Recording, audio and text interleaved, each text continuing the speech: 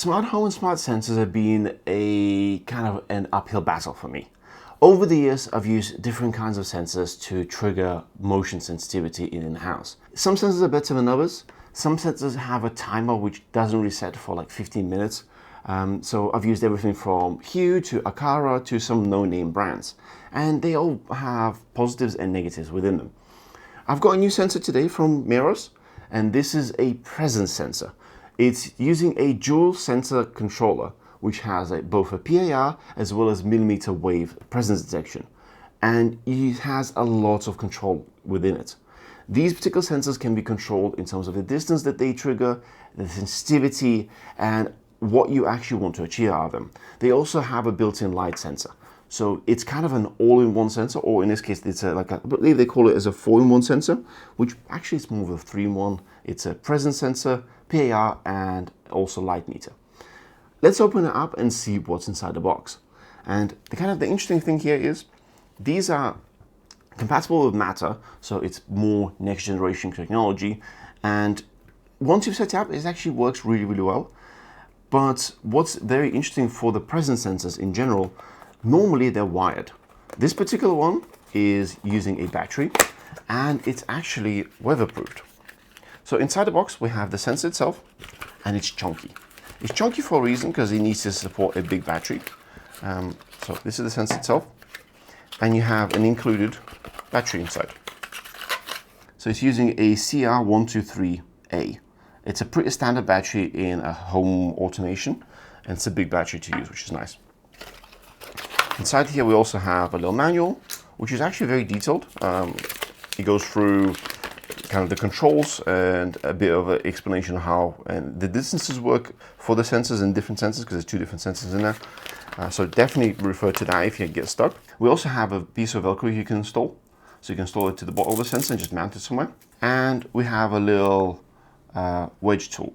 And this is actually really important because you're going to need to use this to open up the sealed battery compartment. So let's get the sensor out. The sensor itself is like this. So you got the PIR sensor, you got the mmWave sensor, and then on the back, you actually have a bit of a mount. So as you can see, you can stick this on and then stick it anywhere you want.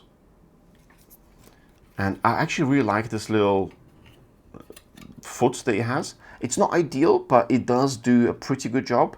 Especially like if you really want to mount it against something, you can really set it up the right angle, spin it to the right direction, and it's got like kind of a clickiness to it, and it's not easy to move. With its own weight, it doesn't actually wobble. So if you set it to a position, it's not going to wobble with its own weight. Let's just add a bit more weight. So on the back here, we've got the battery compartment, and it is a bit of a pain to get into, and it's because it is weatherproofed. This unit is IP certified, and as you can see here, there's a weather sealing gasket over here to seal the battery in and all the components. So take the battery in, throw it in, and then click it closed. So nice. We only have one button on this unit. The button is on top, and it's a single press to enable the Bluetooth configuration. And for that, you can download the app and install and configure it. You will need the Bluetooth app to actually configure the unit. You can configure all the different features within it. And then if you hold it longer, it will start blinking in yellow. And once it's blinking yellow, you can use the Matter QR code to add it to your system. And for that, you can use any Matter compatible system. In my example, I'll be using Home Assistant as well as Google Home. So I'll be adding this to my Google Home because my Matter controller is in Google Home, and then I'll be passing it through to Home Assistant to use. And that's the beauty of Matter, is you can actually have multiple controllers managing the device and getting the data from it, which is kind of cool. I'm gonna set this up around the house and see how they perform. After using the sensor around the house for a couple of weeks, a few things started to stand out that you don't really notice during the first setup. First of all, detection speed has actually been very good, as long as the signal to the device is strong. When the thread connection is stable, the response is basically instant. Walk into the room and the presence detection fires almost immediately. Where things get interesting is how the two sensing technologies work together.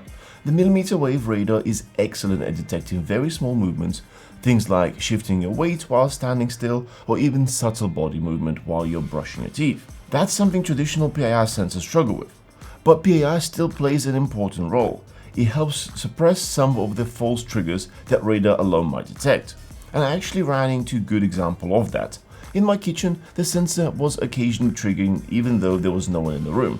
After checking the live signal tracker in the Meross app, I realized what was happening. My cat walking outside the window was just enough movement for the radar to pick it up. Luckily, this is where one of the strongest features of this sensor comes in. The app shows live detection feedback, so while adjusting sensitivity, you can immediately see when the radar detects something. Using that tool, I simply tuned detection range and sensitivity slightly, and then the problem disappeared. That kind of real-time tuning makes a huge difference compared to a simpler motion sensors where you're mostly guessing. You can also run both sensors together, but enabling both introduces a small trade-off. Detection becomes a bit more deliberate because the system is trying to confirm activity with both inputs. It's not slow, but it is slightly less instant compared to running a single detection mode. In most rooms though, the accuracy improvement is worth it. Another feature I found genuinely interesting is the 3-zone detection system. Each zone can have its own distance band, which means in theory you can create automations to react differently depending on where somebody is in the room. For example, lights can turn brighter when you move closer to your workspace or dim when you move further away. For me, the most useful placements so far have been kitchen and bathroom. In the kitchen, it's simply handling presence-based lighting. Walk in, the lights turn on. Standing still while preparing something, the lights stay on because the radar still sees you there. In the bathroom, the auto calibration feature actually works surprisingly well. You leave the sensor in the room while it learns what an empty environment looks like, then it adjusts sensitivity accordingly. That made it much easier to tune it than manually guessing the thresholds. Another nice detail is how much control you have over presence hold times and detection distance. If sensor triggers too often or not often enough, you can tweak those settings to match the space.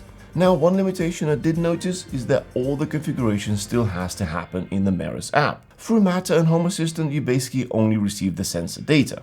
None of the detailed tuning options are exposed here, at least for now. But having said that, it's not a huge problem for me personally. I just have to configure the sensor in Meross app once and then handle the automations inside the Home Assistant. Speaking of Home Assistant, one small quirk I noticed is with the illumination sensor. It works fine, but the value updates aren't exactly frequent. For automations where lighting levels change quickly, that's something to keep in mind. Another thing worth mentioning is thread network placement. Since this is a Matter over Thread device, signal quality depends heavily on how close it is to a thread border router. In my setup, one of my bathrooms is a bit further away and surrounded by dense walls. In that location, the sensor didn't report reliably until I moved a thread router closer. Also, it's important to remember that the battery-powered thread devices do not extend your network, so they won't improve coverage on their own. Now let's quickly talk about the battery life. After about 2 weeks of use, the sensor is still reporting 100% battery, but realistically, it's too early to draw any conclusions here. Battery measurements tend to stay at full for a while before start dropping. Still, since it's using a CR123A battery, which is fairly common in smart home devices, replacements should be easy to find when the time comes. Overall, what I appreciate most about this sensor is the level of control you get. Being able to adjust detection distance, sensitivity, and activity timing gives you real tools to troubleshoot behavior if something doesn't work the way you expect. And that's something that many cheaper motion sensors simply don't offer. So overall, the Meross MS605 turned out to be a surprisingly capable presence sensor. It's flexible, highly configurable, and once properly tuned, it performs far better than traditional motion sensors in situations where people remain relatively still. It's not perfect. Configuration through Matter would definitely make it even better, but the combination of radar detection, adjustable sensitivity, automation flexibility makes it a strong option for modern smart home setups. If you think the sensor might be what you need, check out the link below for more details. Thanks for watching. We'll see you in the next one.